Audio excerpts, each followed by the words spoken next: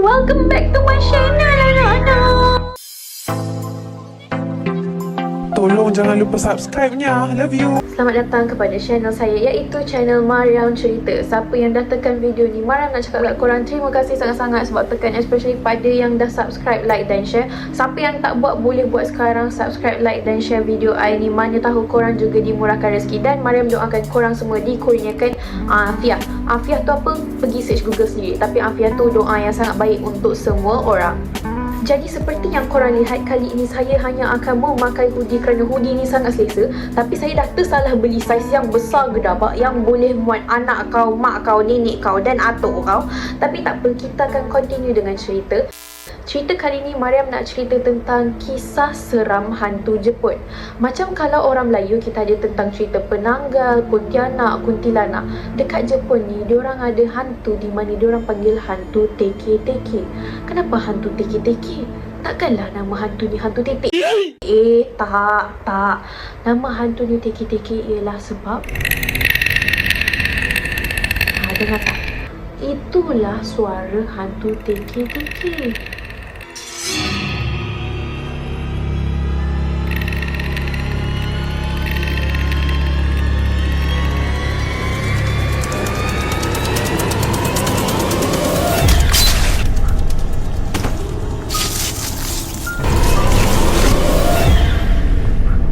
So, dah nampak kan hantu teke-teke tu macam mana?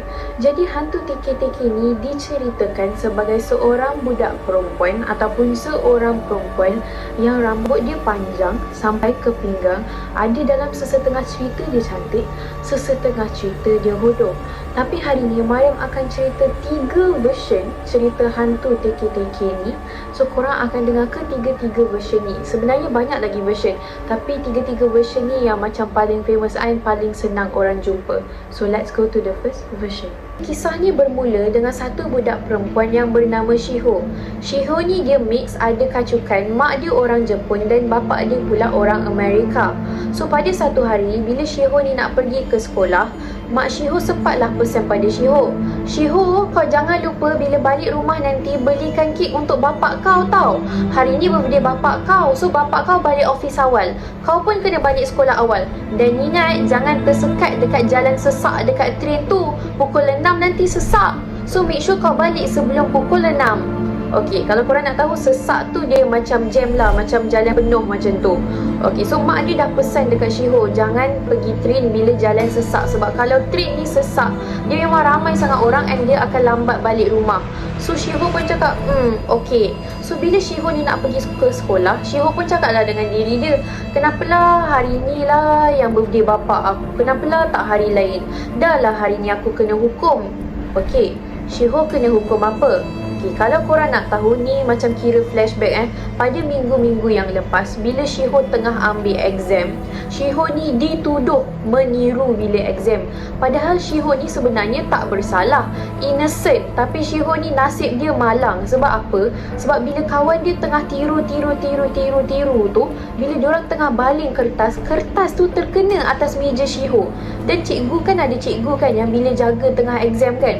So bila cikgu tu tengah jaga, bila dia pusing belakang, dia nampak kertas tu dekat meja Shiho, kertas jawapan exam. So Shiho ni dituduh meniru dekat exam. So bila Shiho ni dibawa ke bilik pengetua dan pengetua tuduh dia meniru sebab bukti semua dah ada, Shiho ni dia macam tak bergaduh sangat lah, tak defend diri dia. Dia tak cakap, mana ada, saya tak meniru. Sebab apa? Sebab dekat Jepun ni memang bila kau mix, kau ada kacukan, kau dipandang rendah. Macam tak semulia mereka lah. Diorang pandang rendah lah dekat Shiho ni. Sebab Shiho ni bukan pure Japanese blood macam diorang. Tu sebab nombor 1. Dan sebab nombor 2, Shiho ni dia student, otak dia biasa-biasa je, tak pandai sangat. So takkanlah Shiho nak cakap dekat pengetua dia, saya pandai, buat apa saya nak meniru. Dia tak boleh cakap macam tu sebab dia ni memang tak pandai sangat. So bila pengetua dia cakap kat dia macam tu, dia pun macam senyap je. Okay, so dia kena hukum. Dan kawan-kawan dia yang meniru tu pun kena hukum. So diorang kena hukum apa? diorang kena hukum bersihkan longkang sekolah. So macam tepi-tepi longkang tu diorang kena angkat, diorang kena bersihkan. Pada pukul 3 petang, kelas pun ditangguhkan, macam di cancel lah. So budak-budak yang kena hukum ni, diorang pun pergilah bawah dan pergi kemas longkang. Lepas sejam macam tu diorang kemas longkang, waktu tu cuaca dah sejuk. Sampailah diorang semua ni menggigil tangan tau, kebas, dah tak rasa dah. So salah satu laki yang meniru ni, nama dia Kazo. Dia pergi jerit dekat Shiho. Dia cakap kat Shiho, "Shiho, kau tahu tak, ni semua salah kau. Sebab kau ni separuh Jepun lah, kita orang semua ni kena macam ni. Kalaulah kau ni betul-betul orang Jepun, bila pengetua tangkap kau hari tu, mesti kita orang semua tak akan kena macam ni. Tapi disebabkan kau separuh Jepun dan sekarang ni kita orang kena macam ni, kau kena kemaskan semua ni untuk kita orang dan kau boleh pergi mati." Lepas Kazo cakap macam tu, Kazo ni pun pergi ambil sampah dan kotoran. Lepas tu pergi angkat sampah dan kotoran tu, pergi baling dekat Shiho. Bila Shiho tu kena sampah dengan kotoran tu, of course lah, dia rasa terkejut dan dia rasa malu. Shiho senyap.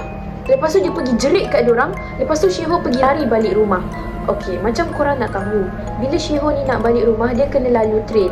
So Shiho ni dah sampai dah pun dekat train station.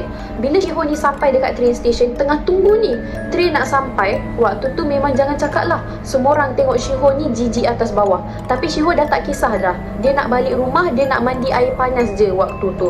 So bila Shiho tengah tunggu train, tiba-tiba dia teringat mak dia cakap belikan kek untuk bapak dia and make sure dia elak jalan yang sesak.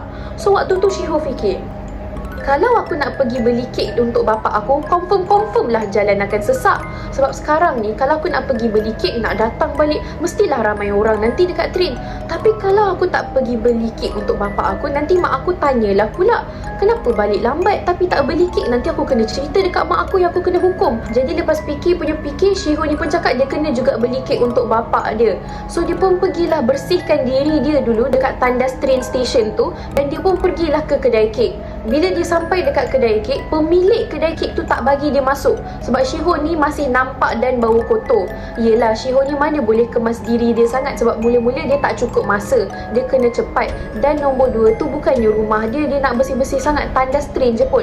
So dia tak ada masa nak bersihkan diri dia sangat. So dia dapat kek tu, terus dia pergi lari balik pergi ke train station. Bila dia sampai dekat train station, memang waktu tu dah penuh dah ramai orang, dah sesak, and orang macam rapat-rapat macam tu tau. Korang kena ingat, waktu ni bukan waktu COVID, so orang rapat-rapat sangat. So bila manusia tengah rapat-rapat sebab waktu tu penuh kan, jalan sesak, diorang make sure yang diorang semua ni tak terkena dengan Shiho. Diorang macam, please jangan dekat dengan I, you ni busuk. Lepas tu ada kan orang sampai pergi tolak Shiho ni, weh jangan dekat dengan aku lah, dia pergi tolak Shiho. Lepas tu waktu tu Shiho ni kan baru beli kek untuk bapak dia. So dia peganglah kek tu macam tu tau, macam ni, macam tu. So dia tak ada, dia macam tak boleh nak pegang benda lain lah. So orang tolak dia, weh jangan dekat dengan aku lah. Lepas orang lain macam, jangan dekat dengan I. Sampai kan orang terakhir pergi tolak Shiho ni dekat train tu sendiri. So dia kan jalan train nak datang kan, dia pergi tolak Shiho ke dalam train. So Shiho ni punya badan ke pinggang kena langgar dengan train. Betul-betul train waktu tu sampai dan pergi langgar Shiho. Lepas tu pinggang dia dekat kaki dia dekat atas platform train tu, dekat tempat orang tunggu train tu, pinggang ke kaki dia dekat situ, tapi badan ke pinggang dia dekat bawah train tu. Waktu tu semua orang menjerit dan semua orang senyap. Dan sudah tentulah mak bapak Shiho ni sangat terkesan dengan kematian Shiho, dan diorang ni memang sedih gila. Shiho ni seorang je anak diorang, dan Shiho ni mati pula bila birthday bapak dia. Pada keesokan harinya, kawan-kawan Shiho ni tak sedih langsung yang kawan diorang ni dah meninggal. Diorang siap boleh buat lawak lagi. Salah satu antara kawan dia cakap, Shiho ni dah tak separuh macam dulu dah. Dulu kan dia separuh bangsa, sekarang dia dah separuh badan dah. Lepas tu kawan-kawan dia semua gelak. Lepas tu ada kawan dia pula join cakap, entah kubur dia pun dapat diskaun, separuh je, 50% off. Lepas tu diorang semua gelak-gelak. Dan pada hari tu ialah hari terakhir kawan-kawan dia yang meniru dalam exam tu kena kemas longkang. So diorang pun pergilah kemas longkang. Tapi pada hari tu diorang siap lambat sikit. So lepas diorang siap lambat, diorang pun balik guna train tau. Dan diorang sampai dekat train station ni dah lambat, waktu ni dah tak ada orang. Dan tiba-tiba waktu tu kawan-kawan Shiho ni bila diorang tengah duduk dekat tempat train, tengah tunggu train datang kan, tiba-tiba diorang macam dengar suara. Lepas tu diorang cakap lah, weh mana suara ni datang weh. Lepas tu lagi satu kawan dia cakap, aku tak tahu weh, aku tak tahu. Lepas tu kawan dia satu lagi dia cakap,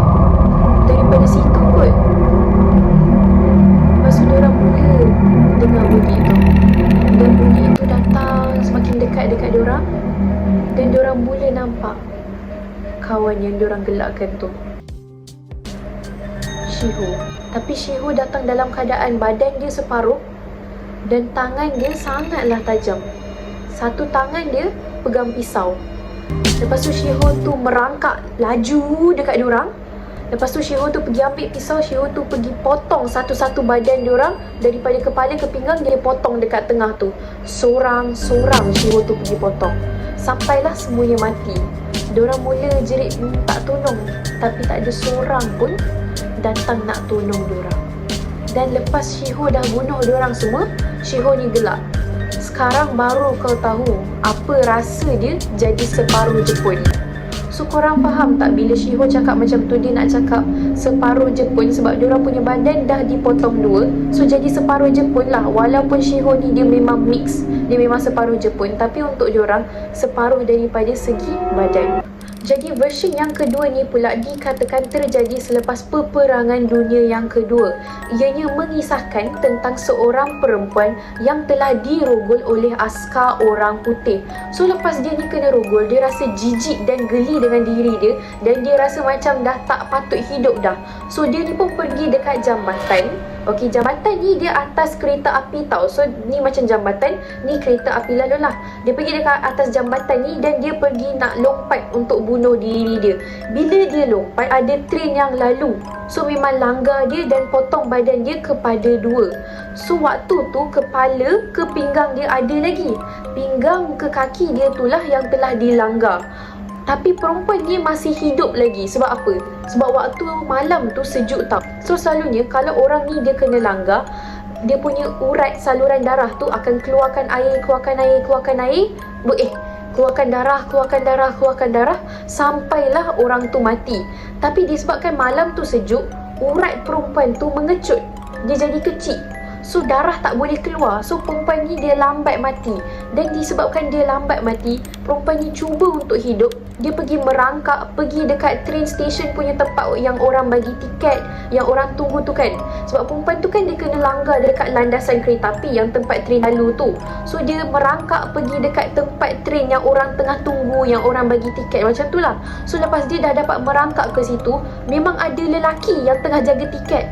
So dia pun minta lah tolong pada lelaki tu dalam keadaan badan perempuan tu dah separuh, dah kena ada darah-darah semua tu kan. Tapi lelaki tu tak tolong perempuan tu.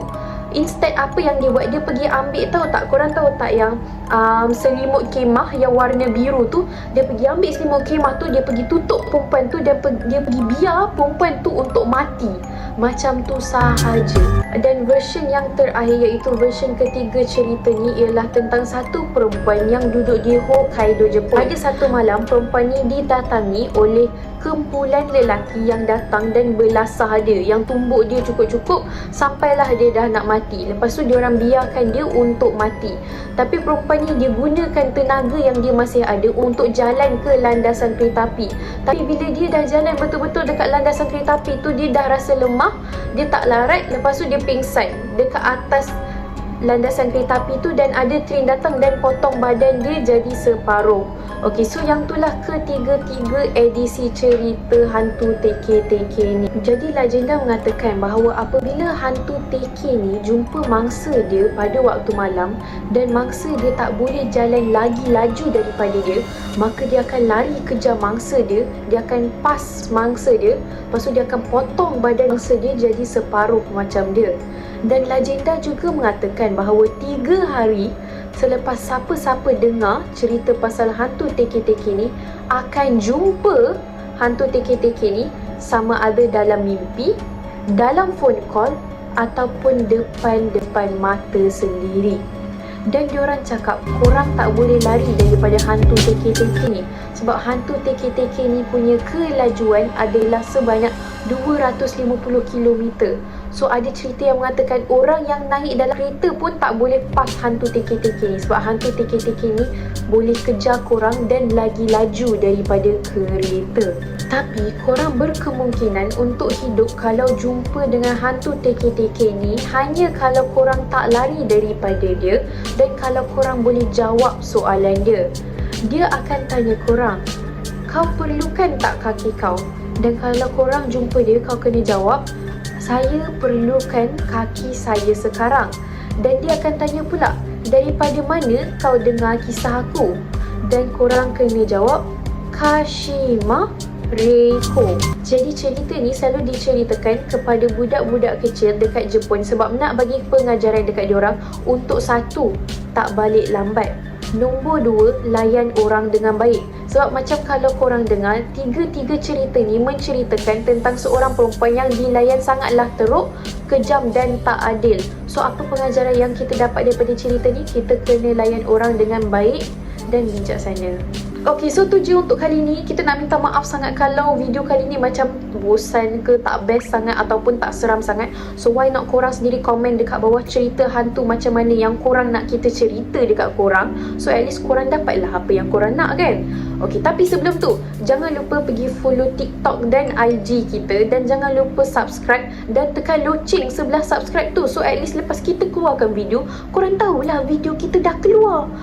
Macam tu. Jangan lupa share dan sekali lagi Assalamualaikum dan bye-bye.